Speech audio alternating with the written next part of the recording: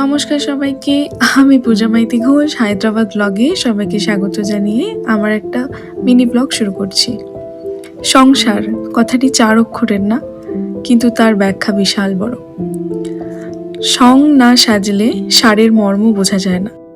আমাদের দিনে অনেকবারই সং সাজতে হয়, তার কোনো বিবরণ দেয়া যায় না, কিন্তু সাজতে অনেকবার হয়। কারোর স্ত্রী রূপে, কারোর মা রূপে, আবার বাড়ির গৃহকর্ত্রী রূপে, আবার কারোর বৌমা রূপে। কত রকমই সাজতে হয়। সংসারকে উপভোগ করতে হয়।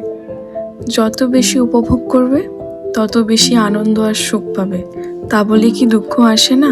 দুঃখ অবশ্যই আসে, সেটা কিছুক্ষণের মাত্র।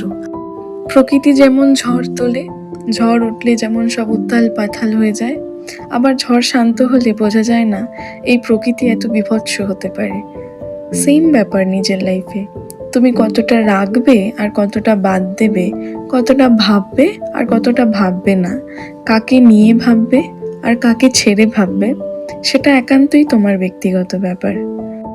কিন্তু ধ্রুব সত্য হলো এই যে তুমি যেমন বিতরণ করবে তেমন ফেরত পাবে। এটাই সত্য। তুমি সংসারে যত বেশি ভালোবাসা বিতরণ করবে তত বেশি ভালোবাসা তুমি ফেরত পাবে। আমার ভিডিওটি কেমন লাগলো সবাই জানাবেন।